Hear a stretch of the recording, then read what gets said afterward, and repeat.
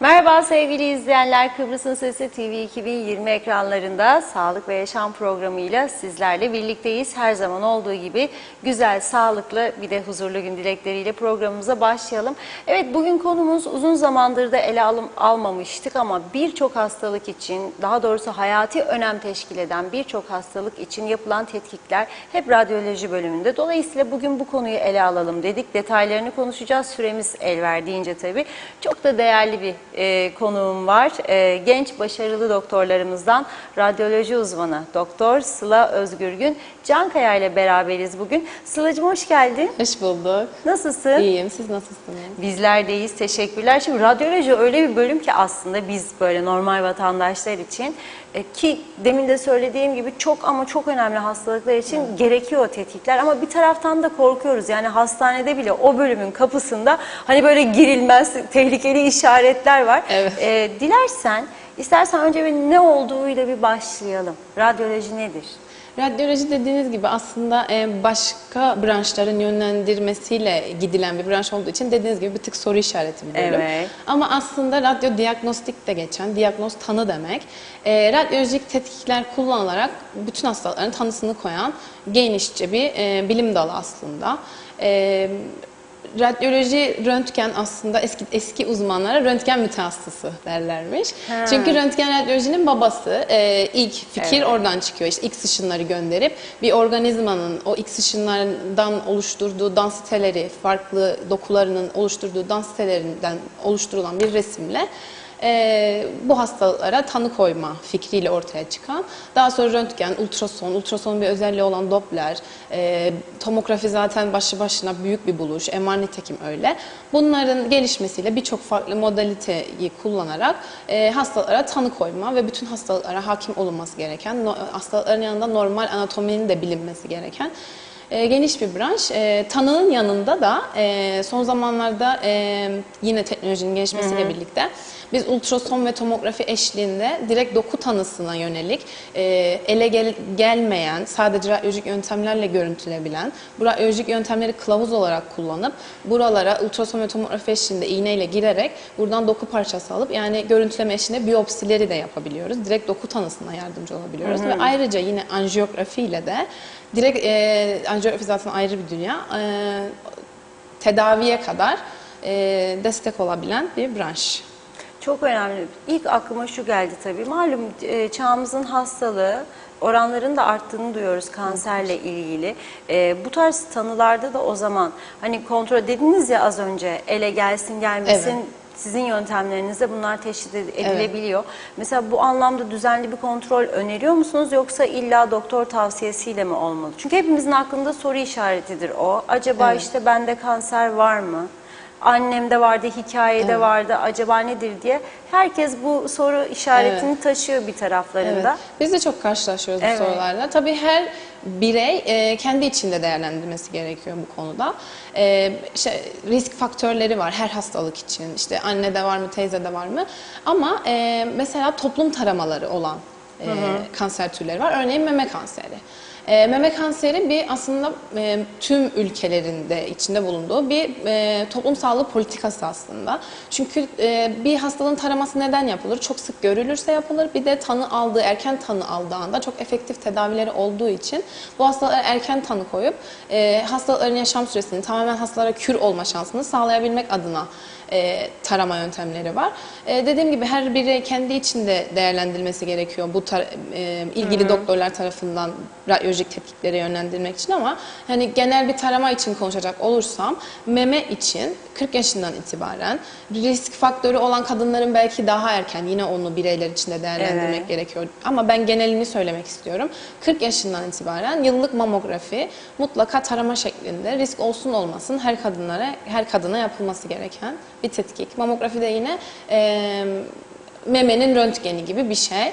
Biraz tatsız, yapanlar bilir. Evet, onu söyleyecektim. Teknoloji gün ve gün ilerliyor. O konuda da bir ilerleme yok mu? Yani tomosentez diye bir şey çıktı, meme tomosentezi. Daha etkili oluyor ama yine bastırmadan bu X ışınları memeyi bastırmak suretiyle yapıldığı için penetrasyon dediğimiz o dokunun kalınlığını azaltarak X ışınlarının daha iyi geçmesini sağladığı için maalesef şu an henüz teknolojide bile hala memeyi bastırmak suretiyle yapılan bir tetkik. Ama olsun, onu kesinlikle çok yaptırmamız lazım. Evet. Çok gerekli. Peki genel hatlarıyla ne tür hastalıklar radyolojiden tetkik istiyor? Evet, çok geniş ama ilk aklınıza gelenler hangi hastalıklar? Çok. İlk böyle en yaygın olanları.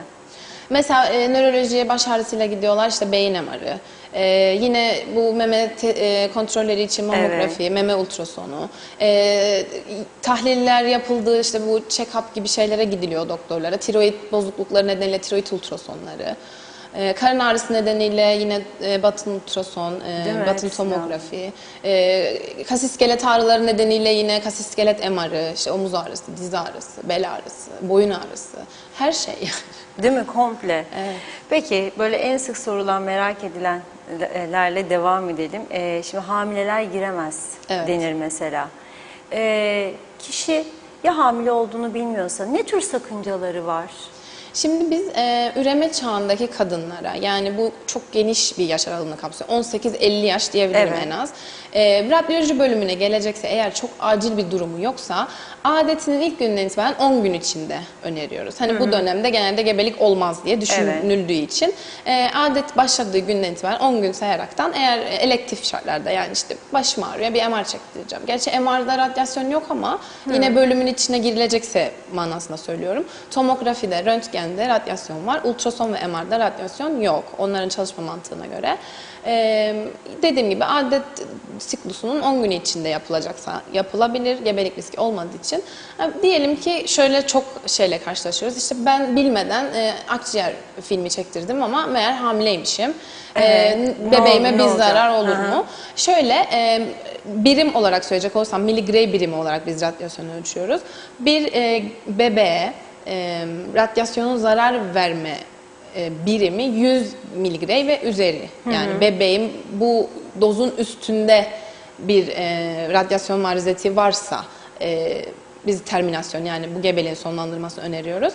Örneğin akciğer grafisi sadece 4 miligrey. Yani bir kişinin 25 kez, yani kadının 25 kez akciğer filmi çektirilmiş olması lazım o yüksek doza ulaşmış olması için. Özet olarak bir tane çekilmiş akciğer filmi gebe olan hastaya, bebeğine bir zarar vermez. Vermez. Bir de mesela bebek emzirenler için yine aynı şekilde durum nasıl? Şimdi bebek emzirenler için radyasyonun bir sıkıntısı, zararı olmaz. Yine uzak durması öneriliyor ama süte geçmez radyasyon yani. Ama onda da şöyle bir şey çok soruluyor bize. İşte ben bir tetkik yaptıracağım, kontrast madde verilecek. Sütüme geçer mi? Bebeğime bir zararı olur mu?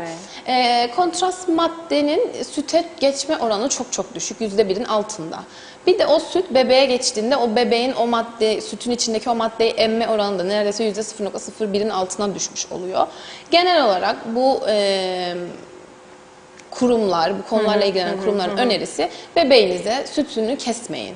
Kontrast maddeli bir tetkik yaptırmış olsanız bile emzirmeyi kesmeyin. Eğer anne ben %0.01'i bile çocuğuma vermek istemiyorum düşüncesi varsa, yani böyle bir not olarak bu şeylerin altına, guideline'ların altına ekliyorlar. Eğer annenin çok ciddi bir endişesi varsa 12-24 saat boyunca, yani tetkiki yaptırdıktan sonraki 12-24 saat boyunca sütünü sağıp atıp bebeğine o sütü vermeyerek 24 saat sonra, 24 saatten uzun hiç gerek yok kesinlikle. En fazla 24 saat vermeyerek o sütü de sağıp atarak, çünkü oradaki radyasyon kontrast maddeyi çıkarmak isteme mantığı olduğu için onu sağıp atarak 24 saat sonra normal emzirmeye devam edebilir. Bu arada da önceden, tetkik öncesi bebeğini sağdığı sütlerle beslemeye de devam edebilir. Bebeği hiç anne sütünden mahrum bırakmayı biz önermiyoruz. Peki kontrast madde nedir? Kontrast madde adı üstünde aslında. O bizim ilgilendiğimiz organı görmemizi sağlayan, bu ilgili organla etraftaki dokuları ayırıp bir kontrast oluşturup etraftaki dokulardan ilgilendiğimiz organı ayırmamızı sağlayan bir madde. 2 yolla verilebiliyor. Bir damardan, bir de ağız yoluyla. Damardan soruyorlar hastalar, önceden bir şey yapmam lazım mı falan diye. Damardan verilecekse hiçbir şey yapmaya gerek yok. O sırada açılan damar yoluyla tetkiki yapacak olan teknisyen arkadaşımız o sırada hemen veriyor ve çekimi yapıyor zaten. Eğer ağız yoluyla alınacak bir kontrast madde çekimi yapılacaksa geceden işte bir büyük şişenin içine, biz hep bunları hastalara uzun uzun anlatıyoruz. Bir büyük şişenin içine o bir şişe kontrast maddeyi döküyorlar. Onu aralıklı belli aralarla bardak bardak içiyorlar. En son tetkike girmeden biraz daha içiyorlar.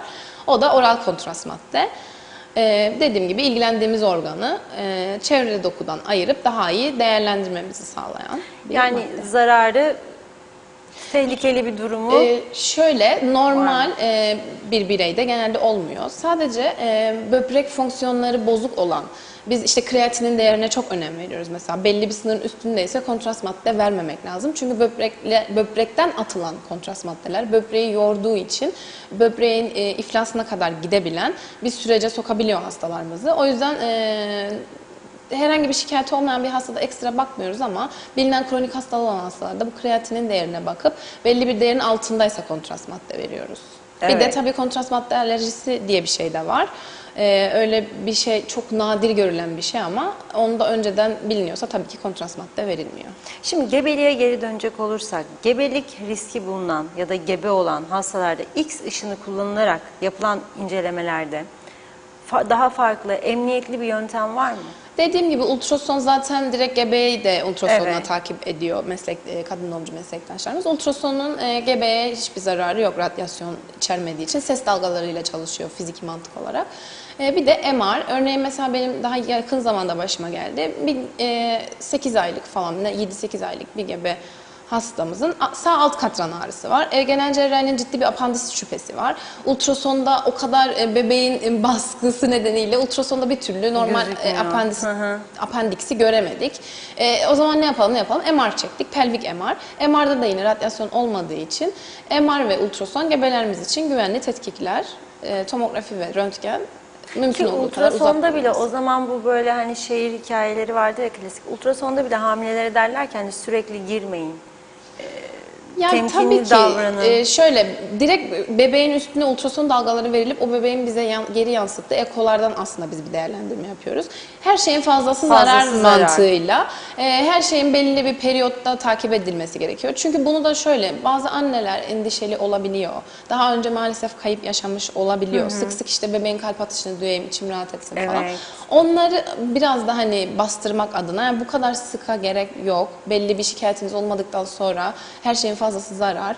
Gerek yok. Belli zaten şeyler var. Kadın doğumcular yine hastaları yönlendiriyor. Belli periyotlarda takipler zaten yapılıyor. Onun dışında fazlasına gerek olmadığı söyleniyor. Yine sık sorulan sorulardan bir tanesiymiş bu. Cep telefonuyla çekim odasına girilebilir mi? MR'a girilmiyor, tomografiye girilmiyor. Çünkü yaydıkları özür dilerim. Cep telefonu da bir belli dalgalar yayıyor ve o dalgalarla bizim görüntü elde etmek için ürettiğimiz dalgalarla etkileşime geçebildiği için bir de MR'da bir manyetik alan var. Ondan da etkilenebildiği için cep telefonu MR ve tomografi odasına girmiyor. Ayrıca biz ultrason odasına da çok almak istemiyoruz.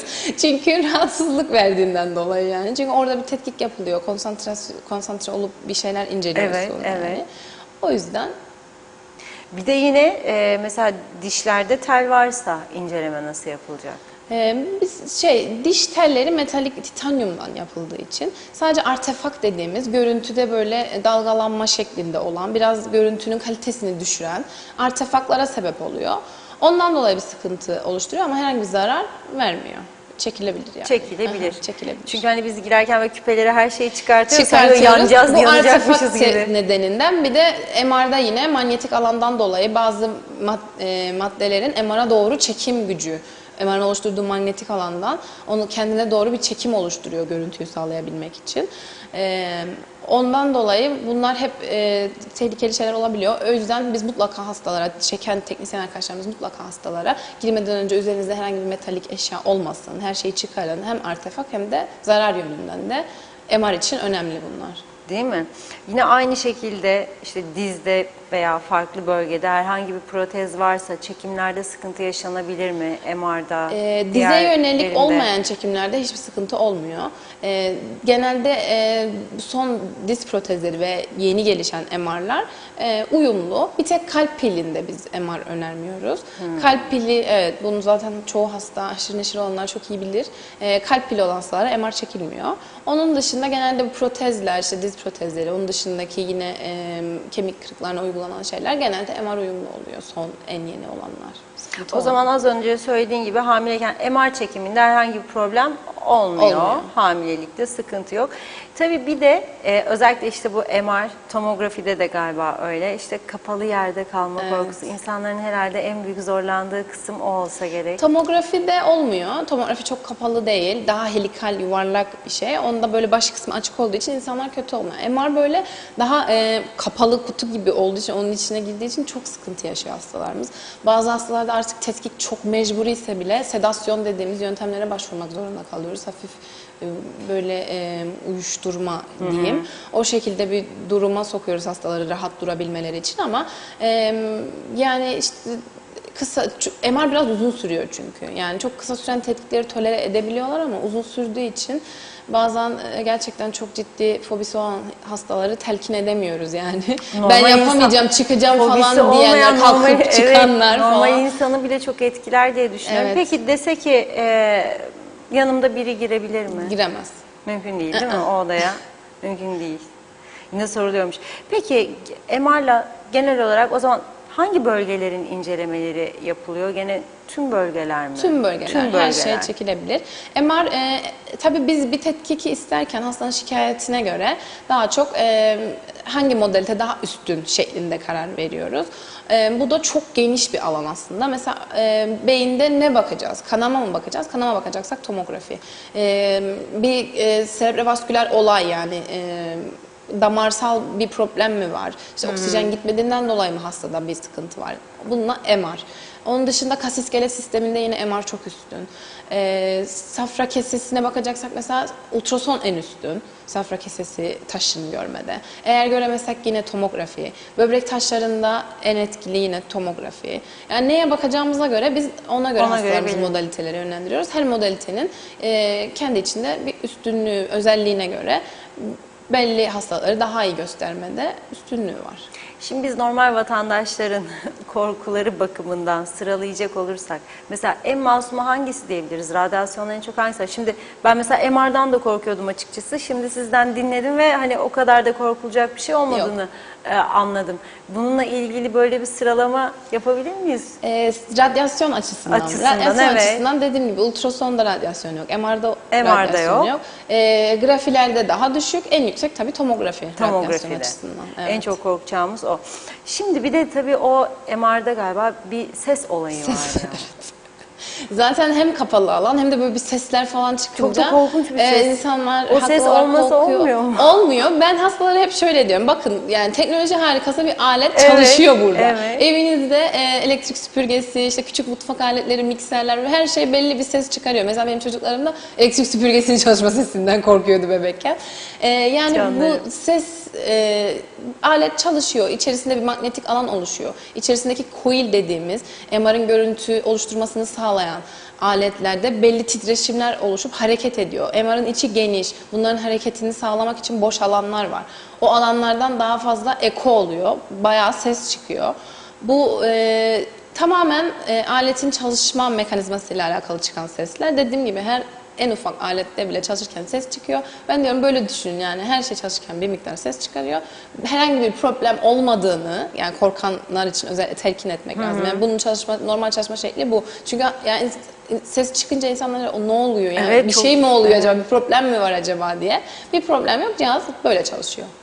Ben hatırladığım sanki bir kere hayatımda girmiştim ama yani duydum o sesleri de. Evet. Tıkaç falan da... Evet veriyorlar. Bazı hastalara işte müzik dinletme şansı da sunuyorlar. Yani kulak tıkaçı da veriliyor. Çok rahatsız olan hastalara böyle opsiyonlar var.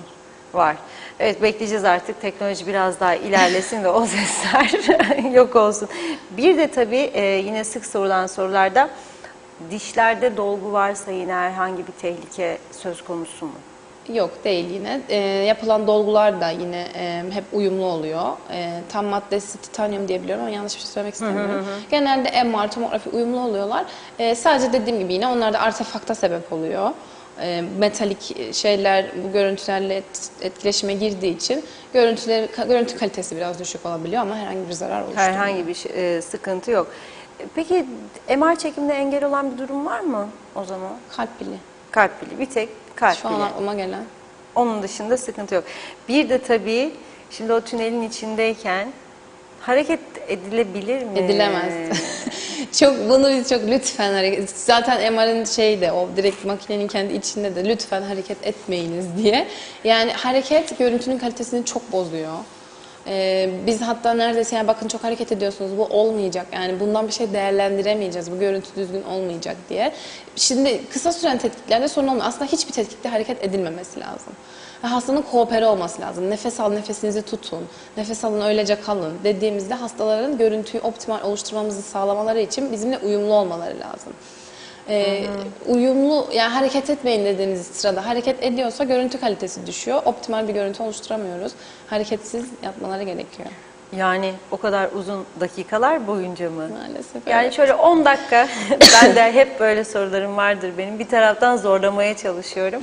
Hani 10 dakika hareketsiz dursun, bir azıcık bir hareket sonra yine aynı hareketsizliğe devam. Gene olmuyor, kurtaramadık. Yani o tetkik süresi boyunca mümkün olduğu kadar hareketsiz durulması gerekiyor. Yani çok ufak tefek hareketlerden bahsetmiyorum tabii ki ama bir böyle bir sağa bir sola hareket ediliyor. Biz böyle görüntü atlarken düzgün bir görüntü kalitesi elde edemiyoruz. Bak şimdi bile ben otururken burada bile sürekli böyle bir hareketler yapmaya ihtiyacı duruyor. Peki çocuklardan bahsedecek olursak çocuklarda nasıl yapıyorsunuz? Yani onlar için bu söylediklerimiz hani büyük insanlar için bile hani biraz bunlarla geri adım ilgili evet, büyük attırıyor. sıkıntı yaşıyoruz. Özellikle bu çok bebek hastalarda çekimler gerektiği zaman genel anestezi eşliğinde direkt anestezi evet. uzmanı geliyor evet. Yani o derece ciddi yani hastanın hareket etmemesi. Anestezi uzmanı gelerek hastaya genel anestezi sedasyon veriyor aslında. Maskeyle sanırım yapıyorlar. Bunu bana çok soruyorlar ama ben kendi alanım olmadığı için bu konuda çok bilgi vermek istemiyorum. Anesteziste görüşün, soru işaretiniz varsa falan diye yönlendiriyorum. Sedasyon işte yani anestezi vererek hareketsizliği sağlamaya çalışıyorlar çocuklarda. Evet, herhalde MR'ı tamamladık. Şimdi ultrasona geçecek olursak, ultrasonografi incelemesi öncesinde bir hazırlık gerekiyor mu? Gerekiyor. Yine yapılacak tetkike göre örneğin pelvik bölgede işte yumurtalıklara, rahime yönelik, uterus'a yönelik bir inceleme yapacaksak biz mesanenin distandü yani idrara sıkışık olmanız lazım diyorum hastalara.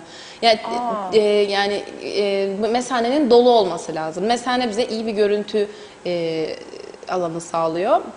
Güzel görmemizi sağlıyor. İdrara sıkışık olmasını tercih ediyoruz hastalarımızın. Bir de safra kesesi değerlendirmesini özellikle ve tüm abdomen değerlendirmesini hastanın en az 6-8 saat açlıkla bize gelmesini istiyoruz. Bunun iki sebebi var. Birincisi çok gaz oluyor yemek sonrası ve bu gaz bizim optimal değerlendirmemize engel oluyor hastalarımızda. Çok gaz olduğu zaman maalesef raporda işte tetkik optimal değil diye belirtmek zorunda kalıyoruz. Bu da bizim çok hoşlandığımız bir durum değil ama ileride yani çok iyi göremediğimiz şeyler olduğu zaman da yani gazdan dolayı görmemek istemiyoruz. O yüzden aç gelmelerini tercih ediyoruz.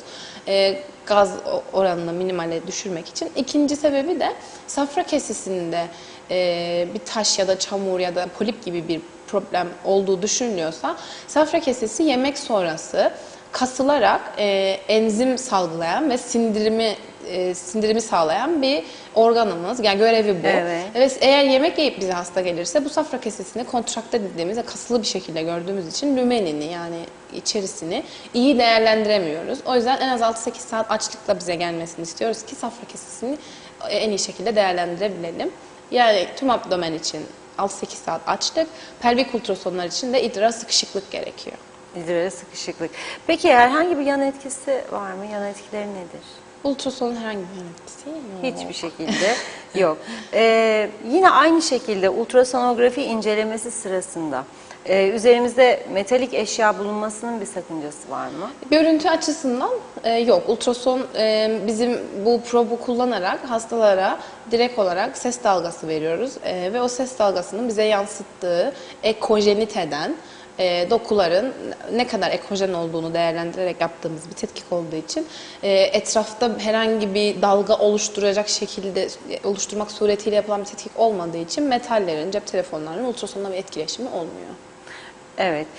Şimdi tabii bu soracağım soru genel olarak hastalık ve şikayetlere göre değişecektir tabii ki, ama diyelim ki bazı hastalıklar var. Hem tomografi hem MR'la da bakılabiliyor ya da ultrason da yeterli. Bu anlamda düşünecek olursak en iyi radyolojik görüntüleme yöntemi hangisidir?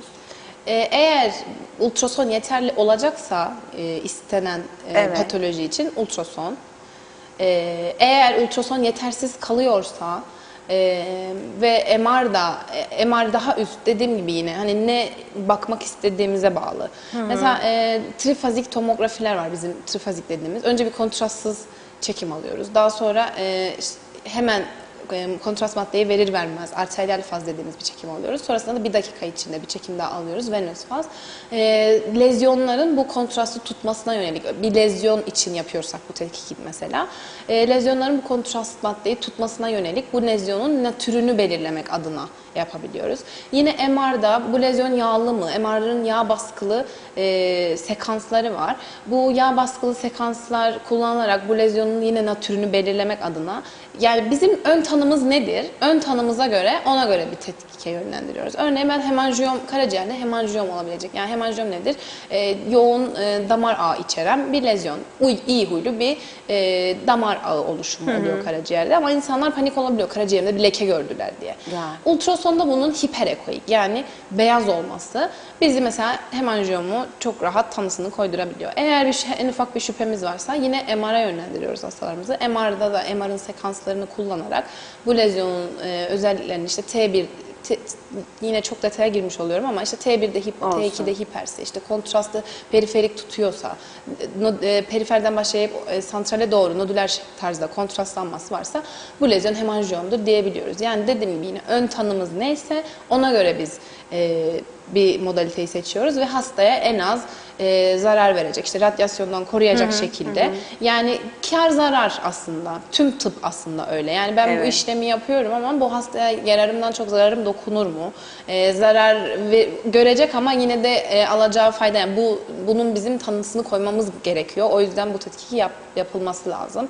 Onkoloji hastaları mesela çok sık tomografiye giriyor ama girmeleri lazım. Çünkü eğer görmezsek o hastalığın ilerleme durumunu, yani çok katastrofik sonuçları olabiliyor yani. Çok doğru. O yüzden kar zarar ilişkisi yaparak ön tanımıza değerlendirerek modaliteye o şekilde karar veriyoruz. Zaten bugün hastalığında aldığımız en ufak bir ağrı kesicide bile aslında biz o teraziyi yine yaparak ilaçları da kullanıyoruz. Peki bilgisayarlı tomografiye geçecek olursak yine aynı şekilde yapılacak incelemeler için önceden bir hazırlık gerekiyor mu? Bilgisayarlı tomografide yine dediğim gibi kontrast madde verilecekse ne verileceğine göre yine oral kontrast madde, ağız yoluyla alınacak bir kontrast madde verilecekse geceden onu içip belli aralıklarla içerek gelinmesi gerekiyor. Beyin ve akciğer, yani toraks tomografiler için genelde bir ön hazırlığa gerek olmuyor.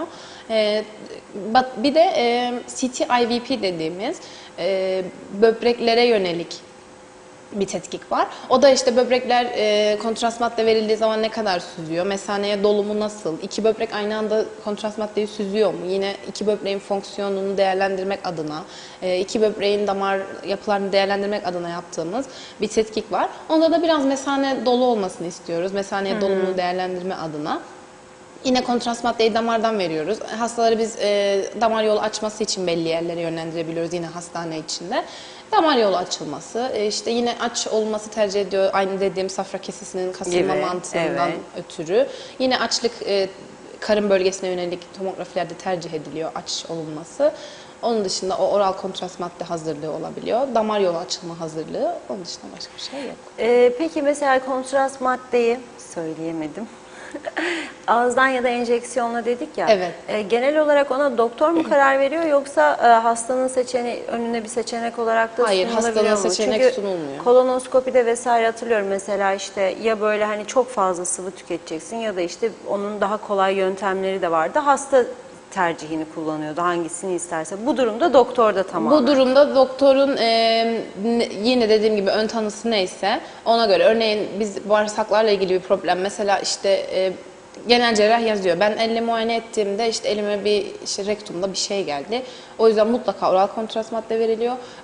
Bağırsağın oral kontrastla dolumu, duvarları, lümenin içi, duvar kalınlaşması var mı? Yakın zamanda yine denk geldi mesela asimetrik bir duvar kalınlaşması vardı. Bunları ayırt etmemiz için mutlaka oral kontrast madde verilmesi gerekiyor ki içi dolunca o duvarının detayını biz değerlendirebilelim.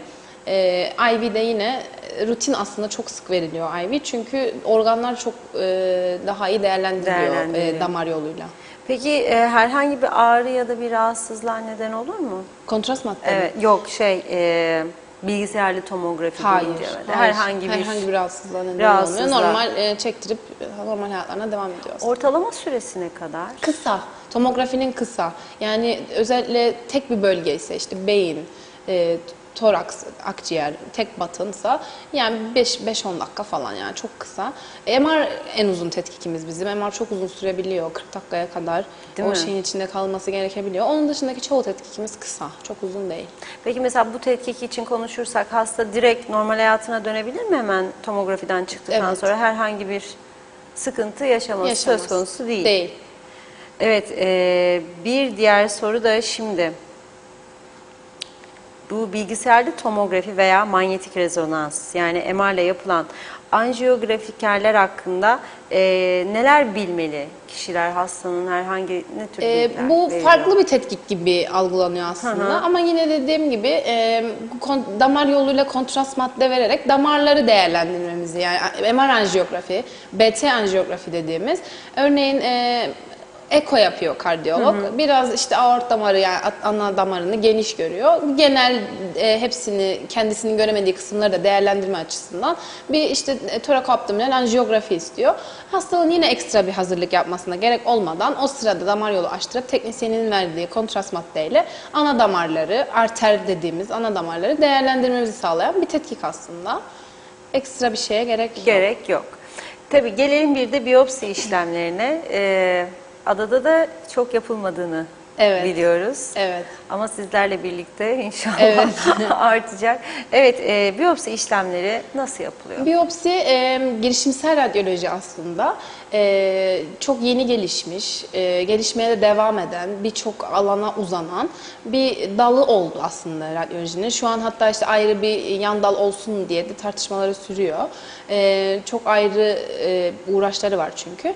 En temeli benim de günlük pratiğimde çok uyguladığım ultrason ve tomografi eşliğinde biyopsiler.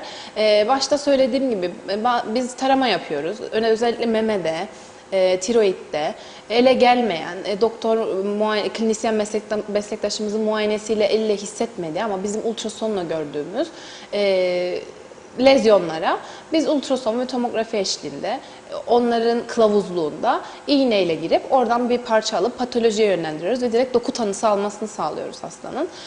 Mesela yakın zamanda ben denk geldim 6 milimetrelik bir tiroid nodülü ultrasonda görüyoruz. 6 milimetre yarım santim bile değil. Evet. Ama biraz şüpheli bir görüntüsü var. Sınırları düzensiz. İçerisinde milimetrik kalsifikasyonlar var. Ben ultrason eşliğinde tiroid biyopsisi yapıyorum. Sonucu maalesef kötü huylu geldi. Yani çok küçük nodüllerden bile biyopsi yaparak erken tanı aslında çok kıymetli erken tanı. Özellikle meme kanserlerinde. Yine meme taramalarda işte mamografide bir şüpheli bir şey görülüyor. Ultrasonda bir lezyon görülüyor. Bizim kriterlerimiz var. Mesela özellikle meme değerlendirmede BIRAT diye Breast Imaging Radiologic Scoring diye bir şey var. Yani meme görüntülemede radyolojik skorlama. Bu skorlamaya göre biz hastaları ya yakın 1-2 yani mesela BIRAT 1-2 dediğimiz herhangi bir ekstra yakın takibe gerek yok. Bu hastaları rutin yıllık takibe devam edebiliriz demek. Evet. 3 demek bir şey gördüm, bir lezyon görüyoruz ama işte radyolojik kriterlere göre sınırları düzensiz, boyutları çok büyük değil. Renkli Doppler incelemede kendine ait bir kanlanması yani anjiyogenez dediğimiz genelde kötü huylu tümörlerde görülen kendine ait bir damarlanma başlangıcı olan lezyonlar mı bunlar? Yok değilse O zaman biz bunları biraz 3 diyoruz ve bunları yakın takip ediyoruz. Yani bir yılda değil de işte 3 ayda bir, 6 ayda bir. Eğer biraz 4 veya 5 ise bu malignite şüphesi, yani kötü huylu bir şey şüphesi var bu lezyonda. İşte sınırları düzensiz, içeriğini belirgin hipoikoik, milimetrik kalsifikasyonları var. İşte dediğim gibi yine renkli Doppler incelemede kendine ait damarlanma artışı görüyorum. Yani şüpheli, radyolojik olarak şüpheli bulguları olan lezyonlarda da boyut gözetmeksizin biz yine ultrason eşliğinde bunların doku tanısını yapabiliyoruz. Yani şöyle mi anlıyorum? Şimdi biz daha önce bunu Doktor Polat Olgun'la da konuşmuştuk. Şimdi kanserli organlarda biyopsi istediklerinde tamam o organa biyopsi yapılacak ama tam işte tümörün olduğu bölgeye, Evet. yoğunluğunun olduğu bölgeye denk gelecek mi? O biyopsinin sonucu ne kadar sağlıklı olabilir diye konuşmuştuk ve kendisi de bahsetmişti. O zaman bu tarz riskleri ortadan kaldırmak adına biyopsinin gerçekten bir radyoloji uzmanı doktorla birlikte yapıldığında tam o bölgeden örnek alma şansı var diyebiliyoruz. Evet, yani. yani Doğru mu anladım? evet doğru. Girişimsel radyoloji kılavuz, yani bu radyolojik görüntülemeleri kılavuz olarak kullandığı için tam o lezyonun içerisinden görerek biyopsi aldığımız ve patoloji sonucunu en optimal seviyeye çıkaran bir alan aslında. Çünkü ben ultrasonla o lezyonu görüyorum. Bunu ben hastalara da anlatıyorum. Yani bakın işte ben şu an ultrasonda bir şey görüyorum. Size de gösteriyorum. Ekrandan gösteriyorum hastalara. Artık eski çağda değiliz çünkü. Yani insanlar birçok şeyi biliyor. Birçok şeyi internetten bakabiliyor. Ben o yüzden her şeyi anlatıyorum. Yani bakın diyorum. Evet. Ekranı çeviriyorum. Bakın burada böyle bir şey gördüm. Bu yapının işte sınırları biraz düzensiz. Ben biyopsi yapmayı öneriyorum. Biyopsi işlemi artık eskisi kadar zor değil. Bu ele gelen bir şey değil. O yüzden ultrason eşliğinde yapılması gerekiyor. Ben buradan ultrasondan gördüğüm yere iğnenin kılavuzluğuyla, ultrasonun kılavuzluğuyla iğneyi girip hemen oradan bir parça alıp konforlu, çok konforlu oluyor. Sadece 24 saat bir pansuman kapatıyoruz. Dikiş falan olmuyor. Hastalar çok soruyor, dikiş mi olacak mı, pansuman olacak mı? Herhangi bir dikiş de olmuyor. Çok az kalın bir iğneyle girip oradan parça alabiliyoruz. Dediğiniz gibi direkt lezyonu görerek girdiğimiz için doku tanısını en optimal seviyeye çıkarmamızı sağlıyor bu radyolojik yöntemlerin kılavuzluğunda biyopsi yapmamız. Bu çok önemli ama çok da yaygın değil galiba, değil mi? Yeni. Çünkü ben de yani Türkiye'deki hastanelerden de benzer olaya şahit olmuştum. Ama bu tarz bir yöntemle olabileceğini bahsetmemişlerdi. Yani orada bile yeni artık herhalde başladı. Bayağı yaygınlaşacaktır yani. Ama çünkü, baktığınız zaman da en mantıklısı o çünkü. Evet, biz de onkoloji uzmanlarıyla çok haşır neşiriz zaten Tabii bu sebepten bilmediğim dolayı. bölgeden bir örnek alıp da ne kadar yorum yapmak bir de, sağlıklı olur. bu yöntemle daha az travmatize oluyor hasta. Yani direkt görerek oraya sadece girip nokta atışı yapıp çıktığımız zaman o doku da daha az travmatize oluyor. Hastanın toparlanması, zaten her şey minimal invazive döndüğü için artık tıpta. Yani cerrahi de öyle, benim alanım değil, yanlış bir şey söylemek istemiyorum ama genel olarak, genel mantık olarak her şey minimal invazive döndüğü için küçük bir delikten girip çünkü eskiden eksizyonel biyopsi diye bir şey vardı. Direkt cerrahlar o memedeki lezyonu kesip olduğu gibi orayı çıkarıp o şekilde patolojiye gönderiyorlardı. Ekstra bir ameliyat gerekirse, patoloji sonucu kötü gelirse, işte frozen diye bir şey yapılmamışsa o sırada hasta başında tekrar ameliyat gerekebiliyordu. Biz şimdi bir de neoadjuvan tedaviler çıktı onkolojide. Nasıl? Onkoloji tabii çok Gelişiyor, evet. ve yeni ilaçlar olmaya başladı. Bu neoadjuvan dediğimiz daha ameliyata gitmeden bizim aldığımız patoloji sonucuyla hastanın fayda görebileceği patolojik olarak bazı şeyler çalışılıyor. Hastaların fayda görebileceği ilaçları ameliyat öncesi vererek o lezyonu küçültüp hastanın ameliyatta daha efektif bir operasyon geçirmesini de sağlayabiliyor onkolog meslektaşlarımız. Bu tetkikler ve bu görerek alınan biyopsi hastanın daha optimal bir ameliyat ve daha optimal bir onkolojik tedavi almasını da sağlıyor aslında. Evet. Mesajlar var. Aktarayım, öyle devam edelim. Evet. Sayar Aker, selamlar. Medeni devrenin bugünkü yaşayan insanı olarak hastalıklara karşı fiziki ve ruhi gücümüze önem verelim. Sağlıklı oldukça sosyal hayat daha tatlıdır tabii ki. Gürdal Serengüçlü iyi yayınlar diliyor, sağlıklı yaşamlar ve diyor ki, Gürdal Bey belki görmüşsünüzdür, yayınlarımızda sık sık paylaşıyoruz. Evladımız Kuzey var, 5 yaşında, serebral palsi hastası. Tedavisi için de yardımlarımıza ihtiyacı var. inşallah olacak, tamamlayacağız. Diyor ki Kuzey'i Kuzey'i bayıltıp koymuşlardı makinenin içerisine. Sonra kas hücreleri zarar gördüğünü verdikleri CD'de nöroloji bize söylemişti. Doktor Hanım'a demiş, Sıla Hanım'a mesleğinde başarılar diliyoruz. Çok teşekkür ediyorum. Nasıl bir durumdur bu kas hücrelerine zarar vermesi? Tam anlamadım yani yapılan tetkikten ötürü Herhalde olmuş MR'a yoksa girerken, MR'ın sonucu mu? MR'a girerken bayıltıp koymuşlar. Kuzey 5 yaşında çünkü. Hı hı. Bayıltıp koymuşlar makinenin içerisine. Sonra kas hücrelerinin zarar gördüğünü verdikleri CD'de nöroloji uzmanı bize söylemişti MR diyor. sonucu o şekilde çıktı Sonucu mı o demek şekilde istiyor çıkıyor değil mi? herhalde. Onun herhangi Evet. bir zararının olması söz konusu Ya sanmıyorum. değildir. İnşallah değil. İnşallah. İnşallah. Peki Sıla'cığım, şimdi bir de şöyle bir şey var. Siz tabii branş olarak diğer doktorların yönlendirmesiyle Evet, çalışıyorsunuz. Dolayısıyla farklı branştaki doktorla, size yönlendiren Evet. doktorla fikir çatışmasının olduğu durumlar olabiliyor mu? Ya da işte o gerekmezdi aslında, doktor neden bunu yazdı gibi. O iletişimdeki durumlar ne? Ben iyi iletişim kurma taraftarıyım her zaman. Herkesin fikrine, herkesin branşındaki, alanındaki uzmanlığına çok saygı duyuyorum. Kendi uzmanlık alanım dışında bir şey konuşmaktan çok imtina ediyorum. Evet. Yanlış bir şey söylemek hiçbir zaman istemiyorum. Hastalar bir şey söylediğimiz zaman herkes bizim söylediğimizi tam olarak doğru ya istediğimiz şekilde ifade edemeyebiliyoruz.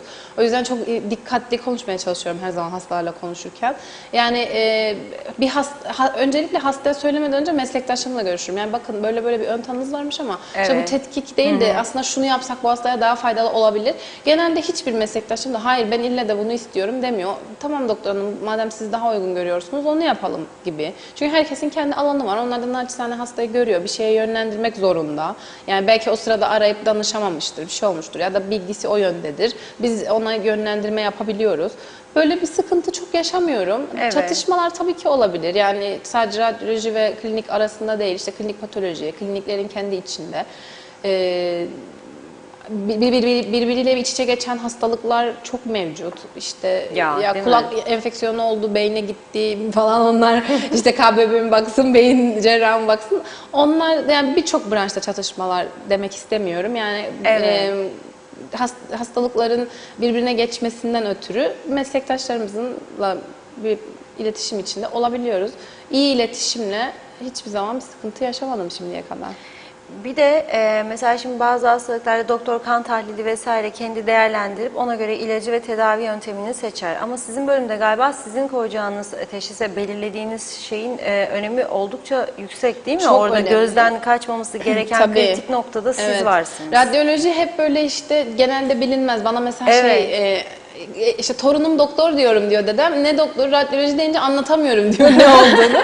Böyle bir tık geride çok bilinmeyen bir Evet. branş aslında ama sorumluluğu çok yüksek. yüksek. Çünkü hiçbir şey yani her filme aynı konsantrasyonda, aynı önemde bakmanız gerekiyor. En ufacık bir şey bile atlama hakkınız yok. Çünkü resmi bir rapor yazıyorsunuz. O resmi rapor artık orada her zaman duruyor ve o filme herkes bakabiliyor. Dönüp bakıldığı zaman da bak sen bunu yazmamışsın bize maalesef Bu gözden kaçmış vesaire. denebiliyor ve bunlara çok dikkat etmemiz gereken bir branş. Her zaman %100 konsantre olarak raporlarımızı yazmamız gereken bir branş. Bunları hiçbir zaman atlamadan bizim yazdığımız rapor örneğin mesela bize işte genel cerrahlar şey diyor. Siz bu apandisittir derseniz ben bunu hemen ameliyata almak zorundayım. Bu acil bir şey çünkü. O yüzden biz bir tanıyı koyarken çok dikkat etmek zorundayız. Çünkü hastanın idamesini yani bundan sonra nasıl bir tedavi? Dediğim gibi mesela meme kanserinde de öyle. Ben işte bu lezyonu görüyorum, biyopsisini alıyorum. Çıkan sonuca göre bu hasta onkolojik tedavi mi alacak? Cerrahi ameliyata mı gidecek? Koltuk altında mesela bu işte detaylı olacak biraz ama koltuk altında lenf nodu pozitif mi mesela meme kanserinde? Bu önemli. Pozitifse önce kemoterapi alması gerekiyor genelde. Yani bunların kararını hep bize danışılıyor. Evet. Yani bu işte koltuk altında aksillada pozitiflik var mı diye bize soruyorlar. MR çektiriyorlar ya da ultrasonla bakmamızı istiyorlar. Bu hastanın tedavi planını değiştiriyor tamamen çünkü. Peki şey oluyor mu, son sorum, süremizin de sonuna geldik, aşıyoruz hatta. Diyelim ki doktor hastasından röntgen, ultrason herhangi bir şey istedi sizinle alakalı. Ama hasta kafasına ya gerek yok şimdi ben gereksiz radyasyon bir şey almayayım deyip de kafasına göre karar verip vazgeçtiği durumlar oluyor mu? Olabiliyor. Hastalar biraz Hiç öteliyor. yapmadım. İşte Evet, biraz değil mi? bekleyeyim belki geçer. Belki de gerek kalmaz diye. Hatta işte şöyle de Ya. çok geliyorlar. İşte o zaman önermişlerdi, ben yaptırmadım. Geçmişti de gibi. Şimdi geri başladı. Artık baktırayım Ya. dedim gibi şeyler. Evet, Ama karşılaşıyoruz. ötelemeyelim. Ben de yani Ötelemeyelim. o kadar korkulacak durum yok. Masum uygulamalar da var. Zaten doktorlarımız kar zarar dengesine göre Aynen bizleri en öyle. doğru Bir şey şekilde öneriliyorsa- yönlendirecekler. Hele ki sizin gibi de böyle genç, başarılı, çalışkan doktorlarımız adada hepimiz için hem gurur hem umut verici gerçekten. Çünkü sağlığı, tabii biz burada çok siyasete girmiyoruz ama sağlık konusu böyle adada böyle hepimizin biraz içini burkan, korkutan bir konu. Dolayısıyla varlığınız gerçekten umut verici. Söylemeden teşekkür ederim. geçemeyeceğim. Evet, programın sonuna geldik sevgili Sıla'cığım. Son olarak böyle biz genelde bir mesaj veririz izleyicilerimize, kısa akılda kalsın. Ne söyleyeceksin? Şunu söyleyebilirim. Radyolojik tetkiklerden korkulmamasını öneriyorum. Hastalarıma da her zaman şunu söylüyorum. Bir şeyden o bir şey varsa vardır. Kaçarak çözemeyiz. Evet. Onun üstüne gitmemiz gerekir. Varsa zaten bu tetkikler erken tanı alınması ve buna yönelik işte ileri tetkiklerin ve tedavilerin yapılması için yapılan tetkikler. Bunlardan kaçarak ortadan problem kalkmıyor. O yüzden radyolojiden korkmadan, tetkikleri yaptırarak, gerekli rutin taramalara da giderek herkesin kendine iyi bakmasını diliyorum. Ben de çok teşekkür ederim. Ayağına sağlık. Biliyorum Teşekkür çok ederim. yoğunsun. Biyopsiden çıkıp geldi kendisi. Buradan tekrardan ayrıca çok çok teşekkür ederim. Başka programlarda yine Ben sizleri çok bu teşekkür stüdyoda ederim ağırlamak beni konuk isteriz. ettiğiniz için. Evet. Sevgili izleyenlerimiz, Sağlık ve Yaşam programımızın bugünlük de sonuna geldik. Radyoloji uzmanı Doktor Sıla Özgürgün Cankaya ile beraberdik. Radyoloji alanında genel olan sorularımızı yanıtladık süremiz el verdiğince. Haftaya yine sağlığa ve yaşama dair konu ve konuklarla sizlerle birlikte olacağız. Yeniden görüşünceye dek hoşça kalın.